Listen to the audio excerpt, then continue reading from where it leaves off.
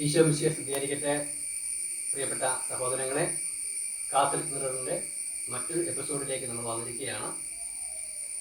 അനേകം മാസങ്ങളായി, എനിക്ക് തോന്നുന്നു 1 വർഷം കഴിഞ്ഞു.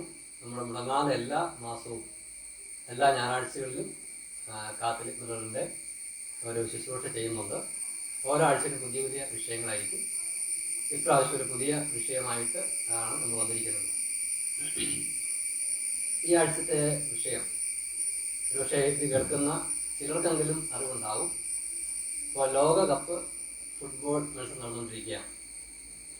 അപ്പോൾ ഇന്നത്തെ വിഷയം ഇതാണ്: ആധ്യാത്മിക ജീവിതം നയിക്കുന്നവർക്ക്, അല്ലെങ്കിൽ തീക്ഷ്ണമായി പ്രാർത്ഥനയിലും വിശുദ്ധിയിലൊക്കെ ജീവിക്കാൻ ആഗ്രഹിക്കുന്നവർക്ക്, തീക്ഷ്ണമായ ശുശ്രൂഷകൾക്ക് ഏർപ്പെട്ടിരിക്കുന്നവർക്ക് ഈ ലോകകപ്പ് ഫുട്ബോൾ, അല്ലെങ്കിൽ ഫുട്ബോളോ അല്ലെങ്കിൽ മറ്റ് സ്പോർട്സ്, ക്രിക്കറ്റ്, അങ്ങനെയൊക്കെയുള്ള കാര്യങ്ങൾ കാണാവോ,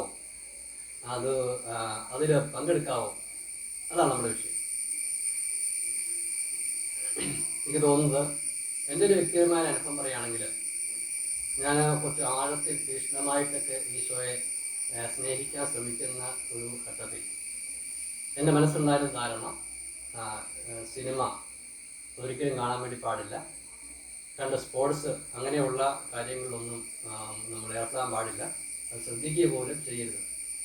ഇങ്ങനെയായിരുന്നു സിനിമ, സ്പോർട്സ്, ഇങ്ങനെയൊക്കെയുള്ള കാര്യങ്ങളെക്കുറിച്ച് എൻ്റെ കാഴ്ചപ്പാട്.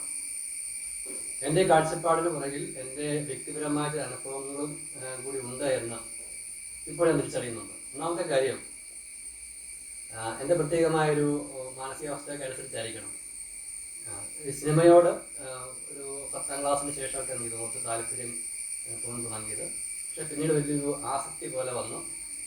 സിനിമയായിട്ട് കാണുന്ന ഒരു അഡിഷനിലേക്ക് ഞാൻ വന്നിരുന്നു. അപ്പോൾ പല സ്പോർട്സും 10ാം ക്ലാസ്സിൽ വെച്ചാണ് ഞാൻ ക്രിക്കറ്റ് എന്ന ആ സ്പോർട്സ് പരിചയപ്പെടുന്നത്. അത് പിന്നീട് അതിൻ്റെ വലിയൊരു അടിമത്തത്തിലേക്ക് ഞാൻ പോയിരുന്നു. അതിനുവേണ്ടി സമയം അങ്ങനെ കൊടുത്ത് നമ്മുടെ വ്യക്തിപരമായ ഉത്തരവാദിത്തങ്ങൾ പോലും ശ്രദ്ധിക്കാത്ത രീതിയിൽ ഇതിൻ്റെ ഒരു അടിമത്തത്തിലേക്ക് പോകുന്ന അവസ്ഥയിലേക്ക് വന്നിരുന്നു.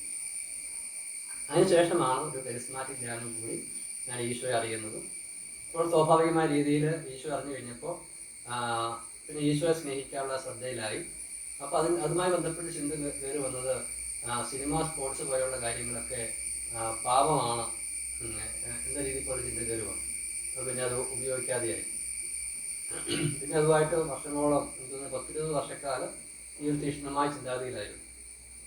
അങ്ങനെ ഇരിക്കുകയാണ് വിശുദ്ധനായ ജോൺ പോൾ II മാർപ്പാപ്പയുടെ ഏഷ്യയിലെ സഭ എന്നുള്ള ആ ഒരു സഭയുടെ ആധികാരികമായ ആ പ്രബോധനം ശ്രദ്ധിക്കുന്നത്. നിങ്ങളെ കഴിഞ്ഞ എപ്പിസോഡ്, കാത്തലിക് മിററിൻ്റെ കഴിഞ്ഞ എപ്പിസോഡ് ആണെങ്കിൽ ആ എപ്പിസോഡിൽ കഴിഞ്ഞ ജസ്റ്റ് സൂചിപ്പിച്ചിരുന്നു. അതിൽ അദ്ദേഹം പറഞ്ഞിരിക്കുന്നത്, സിനിമ, സ്പോർട്സ്, ഇങ്ങനെയൊക്കെയുള്ള കാര്യങ്ങൾ ക്രൈസ്തവരെ സംബന്ധിച്ച് ഉന്നതമായൊരു മിഷൻ പ്രവർത്തന മേഖലയാണ്, ഉപാധിയാണെന്ന് പറഞ്ഞിരിക്കുന്നത്. പിന്നീട് അതുമായി ബന്ധപ്പെട്ട് കൂടുതൽ ധ്യാനിക്കുകയും ചിന്തിക്കുകയും കഴിഞ്ഞപ്പോൾ എനിക്ക് മനസ്സിലായൊരു കാര്യം, അതെല്ലാ കാര്യങ്ങളും അങ്ങനെയുണ്ട്. സിനിമ കാണുന്നത് അതിൽ തന്നെ തെറ്റല്ല. എന്താ തെറ്റുണ്ട്?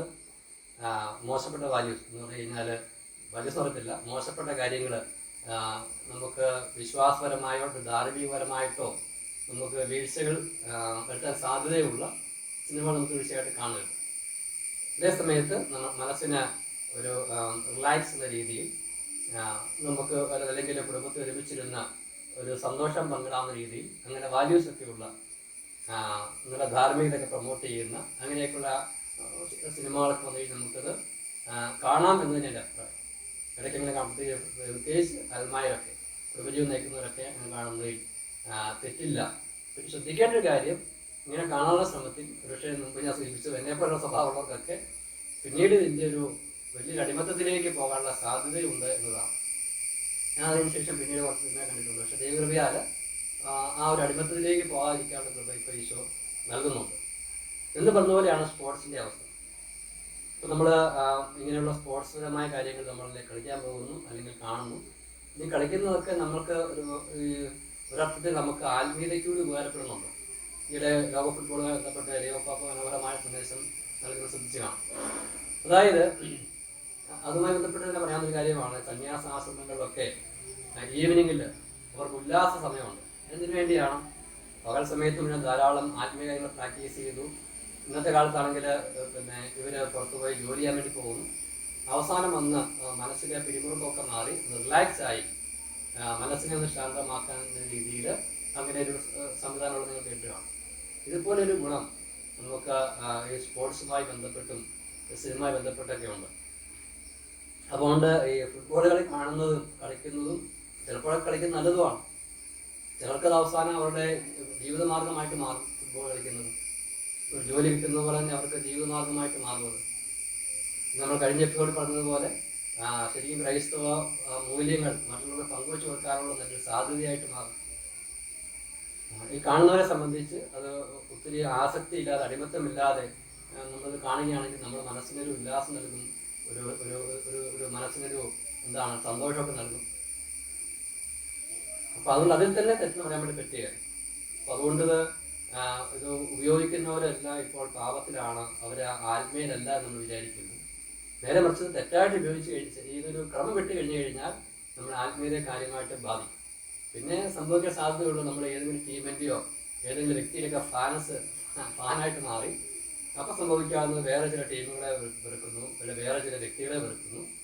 അതൊക്കെ ചെയ്യാതിരിക്കാൻ നമുക്ക് ശ്രദ്ധ വേണം. ഇത് പ്രധാനപ്പെട്ട കാര്യമാണ്. ഇപ്പോൾ മറ്റുള്ളവരെ നമുക്ക് വെറുക്കാതിരിക്കാനും ഒരുപക്ഷെ ഒരുപോലെ കളിക്കുന്ന രണ്ട് വ്യക്തികളായിരിക്കും. ഒരാൾ നമുക്ക് ഇഷ്ടം തോന്നി മറ്റേ നമുക്ക് ഇയാളുടെ ഇഷ്ടം കാരണം മറ്റുള്ള നമുക്ക് ഇഷ്ടക്കേട് തോന്നുവാണ്. അതൊക്കെ നമ്മളെ ക്രൈസ്തവ വാല്യൂസ് നഷ്ടപ്പെടുത്താതെ തന്നെ ഇതൊക്കെ കാണാൻ ശ്രദ്ധിക്കാൻ വേണ്ടി പറ്റണം.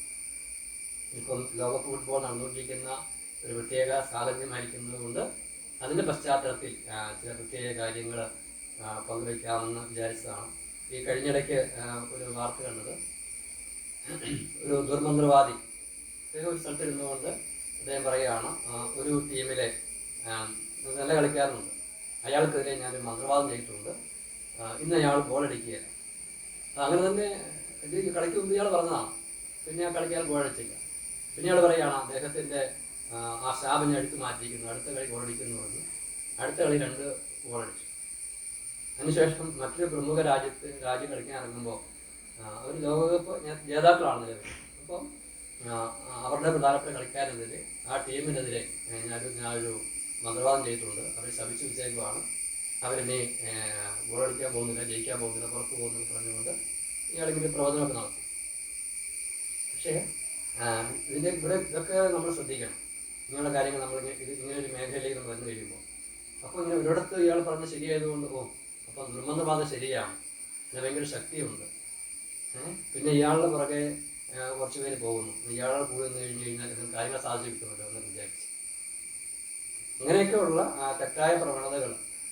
പിന്നെ നമുക്കിഷ്ടമുള്ള കളിക്കാരനാണെങ്കിലും തെറ്റായ കാര്യങ്ങളൊക്കെ അയാൾ ജീവിതത്തിലെ വാക്കുകൾ പ്രകടിപ്പിച്ച് കഴിഞ്ഞാൽ നമ്മളത് ഇഷ്ടപ്പെടരുത്, ഫോളോ ചെയ്യരുത്. അത് സിനിമാ നടനാണെങ്കിലും സ്പോർട്സ് താരമാണെന്നുണ്ടെങ്കിലും ക്രൈസ്തവ വിരുദ്ധമായ വാല്യൂസാണ് പിന്നെ കാര്യങ്ങളാണ് അയാൾ കാണിക്കുന്നതെങ്കിൽ പറയുന്നതെങ്കിൽ നമ്മളയാളെ ഇഷ്ടപ്പെട്ടുകൊണ്ട് തന്നെ ഈ പറയുന്ന കാര്യങ്ങളെ നമ്മൾക്ക് ചില പ്രധാനപ്പെട്ട കാര്യങ്ങളിലൊക്കെ ഇയാൾ അങ്ങനെ ഒരു ക്രൈസ്തവ വിരുദ്ധം കാണിക്കുന്നതിൽ നമ്മൾ അയാളിൽ നിന്ന് മാറിപ്പോകാൻ കൂടി നമുക്ക് ശ്രദ്ധയുണ്ടാകും. നമ്മൾ അടിസ്ഥാനപരമായിട്ട് നമ്മൾ ഈശോയുടെ ഫാനാണ്. ഈശോ നൽകിയിരിക്കുന്ന ചില കഴിവുകളും ഒക്കെ ബന്ധപ്പെട്ട് നമ്മൾ ചില കാര്യങ്ങൾ കാണുന്ന സ്ഥിതി മാത്രമേ ഉള്ളൂ. അപ്പം ലോക ഫുട്ബോളിൻ്റെ മത്സരത്തിൻ്റെ ഒരു പശ്ചാത്തലത്തിൽ ചില പ്രധാനപ്പെട്ട കാര്യങ്ങൾ പങ്കുവയ്ക്കാൻ വിചാരിച്ചതാണ്. ഇത് എനിക്ക് തോന്നുന്നത് പ്രത്യേകിച്ച് പ്രാർത്ഥനാ ജീവിതം നയിക്കുന്നവർക്കെല്ലാം ഈ വീഡിയോ ഒത്തിരി ഉപകാരപ്പെട്ടേക്കുന്നതുകൊണ്ട് നിങ്ങൾ കണ്ടു കഴിഞ്ഞവർ പരമാവധി പേരിലേക്ക് ഷെയർ ചെയ്യാൻ ശ്രമിക്കുക. വീണ്ടും അടുത്ത ഒരു പ്രത്യേക വിഷയമായിട്ട് വരുന്ന ഞായറാഴ്ച കാണാം. ഈശോ എല്ലാവരും ജയിക്കട്ടെ. ആമേൻ.